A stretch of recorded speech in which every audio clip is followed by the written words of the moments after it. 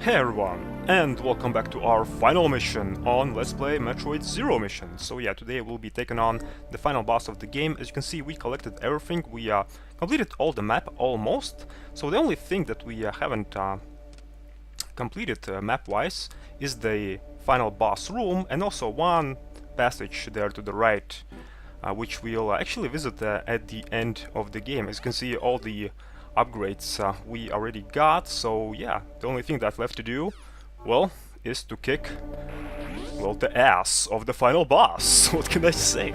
And the one thing that actually occurred to me only just now, why the Space Pirate Mothership actually is here in Jozodia. Well, you see, this whole Jozodia place, it's kind of divided into two parts, right? The Space Pirate Mothership itself and Jozo Ruins. And remember that big glass tube that we broke earlier with our power bombs? Apparently, yeah, Space Pirates were investigating Jozo Ruins, that's why that pipe was there, and yeah, they stole power bombs, if you remember. So yeah, I should not blame them really, because everyone wants a taste of that. Well, you know the drill. Absolute power. Right, so yeah, that's why they were, well, doing some things in Jozo Ruins. And here's our final boss, and also diagonal bomb jumping in action, where I screw it and yeah, take contact damage like an idiot. But anyway, as you can see, this final boss resembles Ridley. So you may wonder, is it the Ridley himself resurrected? Well, actually no.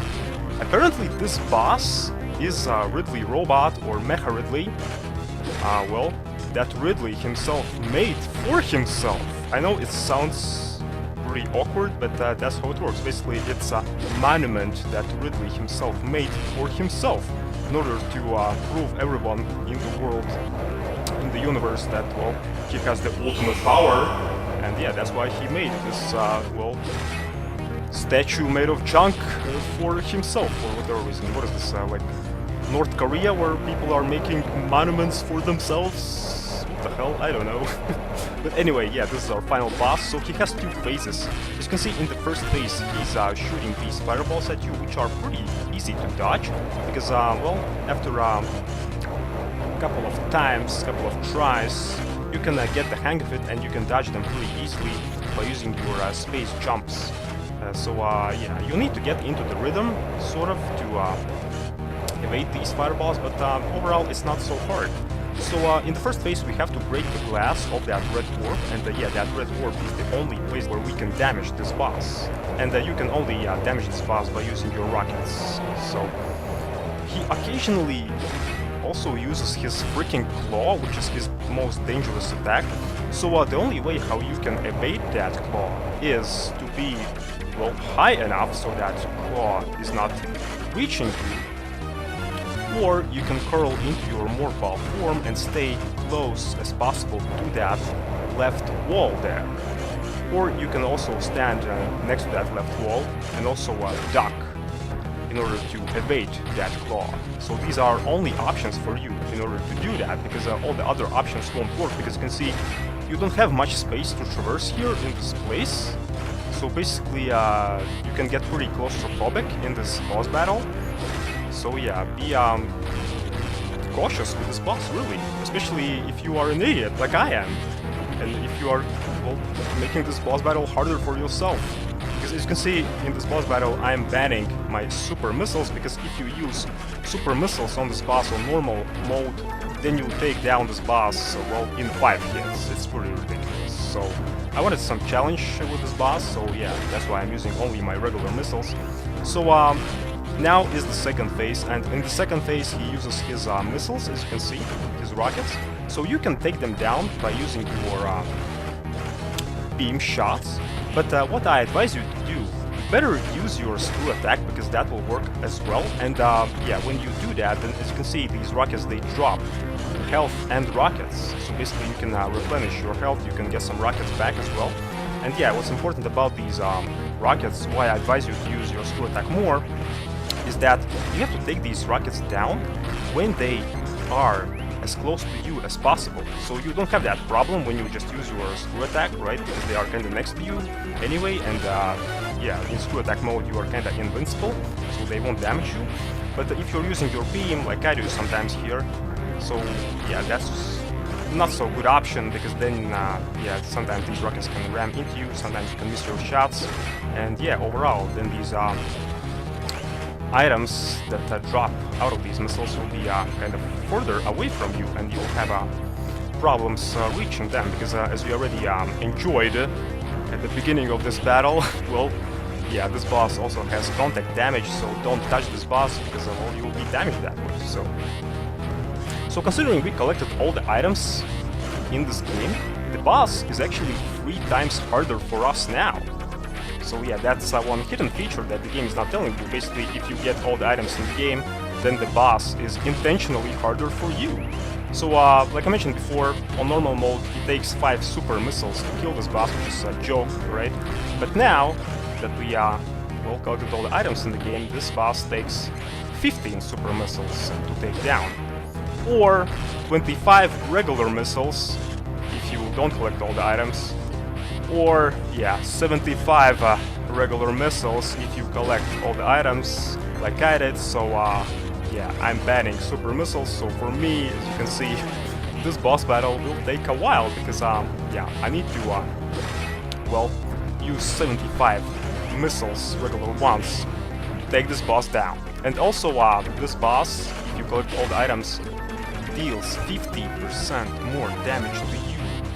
So basically, for example, if he uses his freaking claw swipe, which is his the most devastating attack here, well, it means that it will take off 1.5 tank out of your health, because usually it takes off 1 tank, if you got the point. So yeah, this claw swipe is well, the most tedious attack really to dodge, because it's really specific how you can dodge it.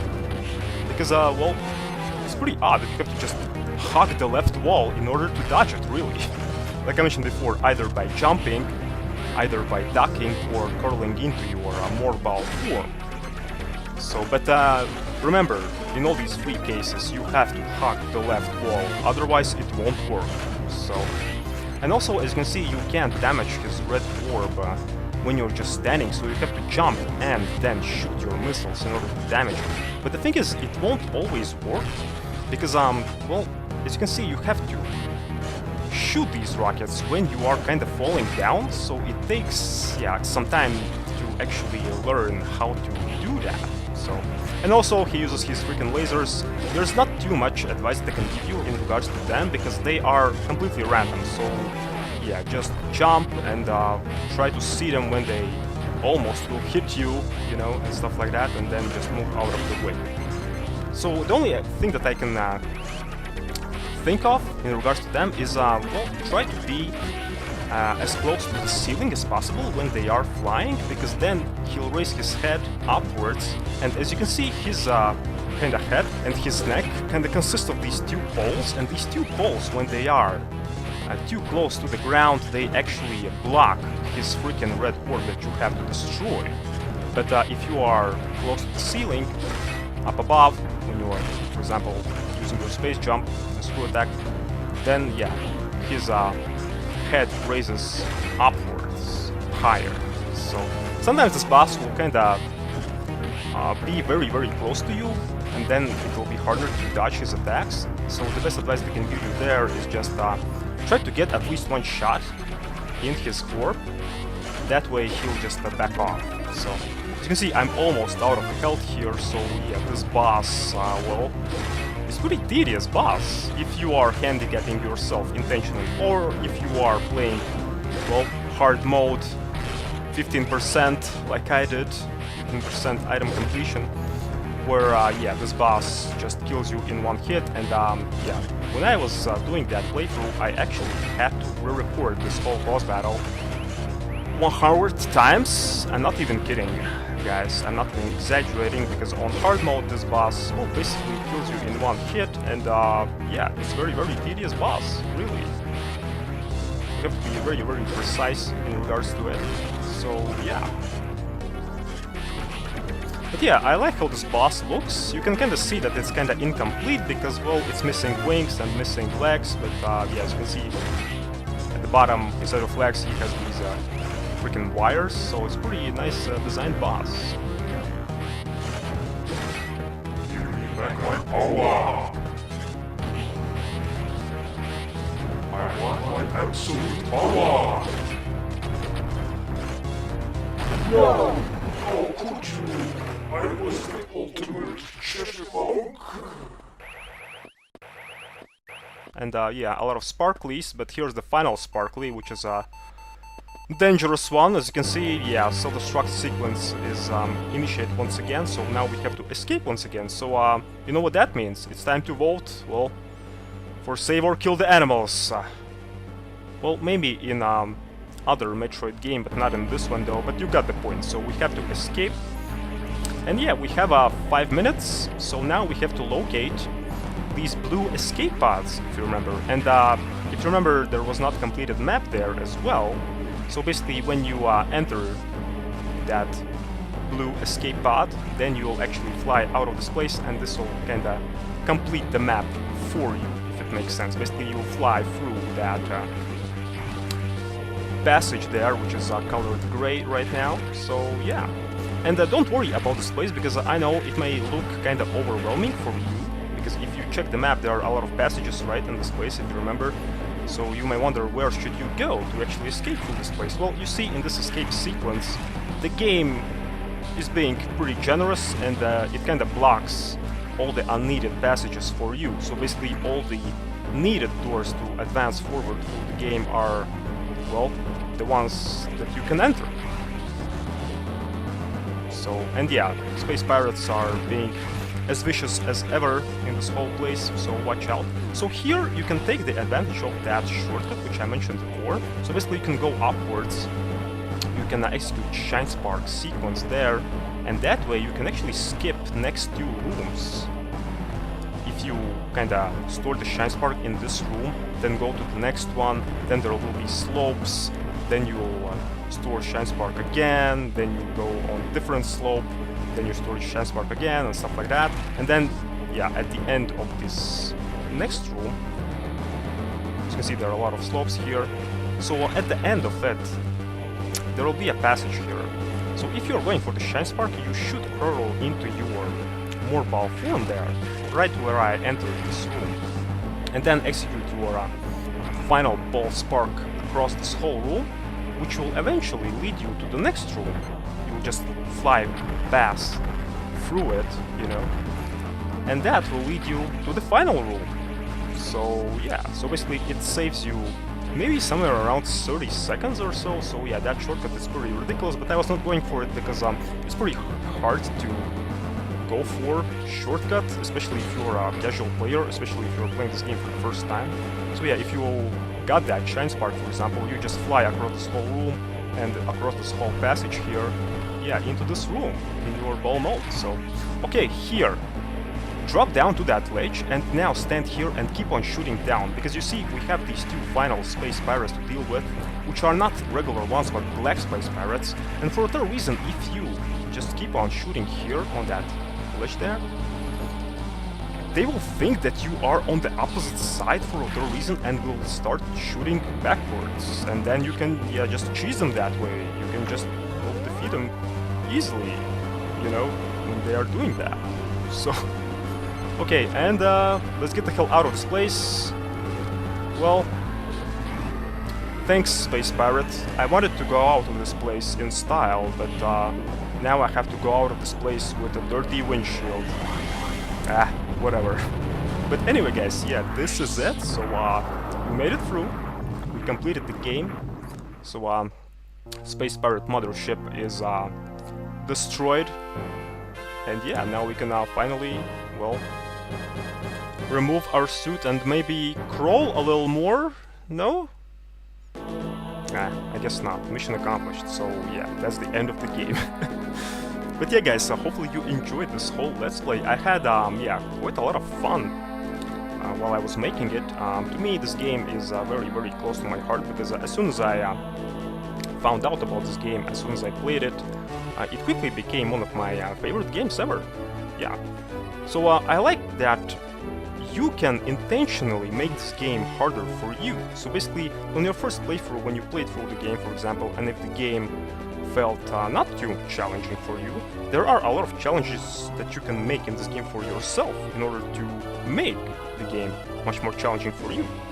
What are these extras that you can get after the game? We'll actually see in the next episode, which will be the extra episode, which will be devoted to well, all the unlockables you can get in this game. So basically, even with these incentives that I'll be showing that are in this game, in order for you to play it more, there are still some things that you can, well, exploit to make this game even much more harder for you. Like I did with this final boss, for example. Because like I mentioned before, if you just use your super missiles, this boss will be a joke, but if you handicap yourself and if you use your, well, regular missiles, then as you can see, this boss, well, becomes a pretty big threat. So, yeah. The music is awesome, the gameplay is nice, the pacing is quite good in this game, and yeah, after a couple of playthroughs, this game will feel very, very short. But I think it's only natural because, well, you kind of learn more things about the game. The more you play it, you learn more different new mechanics, more different shortcuts that can be taken in this game. But yeah, for me, for example, the more I play this game, the more I learn new things, the more I, yeah, see how this game can be played in many different ways. So, if it makes sense. And yeah, here is the writing on the wall, this picture that I was mentioning before, as you can see. So apparently it's Samus together with two Chozos that raced Samus on Zebes. I think they are called Grey Voice and Old Bird, if I remember correctly. And yeah, now in this ending screen, Samus is posing like a model. And yeah, we receive our ending, which is this picture in the background. Yeah, this is the ending actually for 100% item completion. And we, yeah, also got new record in regards to our time, because this is our kind of like first playthrough, so that's why it is a new record. But if you beat your previous records, then you have this new record highlighted here. So yeah, here you can actually hold down L or R button to actually hide these numbers to actually take a closer view. But we'll get a closer view of this picture anyway in gallery, so I won't bother with that too much. But anyway guys, yeah, thank you very much for watching, so hopefully you enjoyed this game, and yeah, see you all in the next mission, which will be, well, actually the extra episode. So, cheers!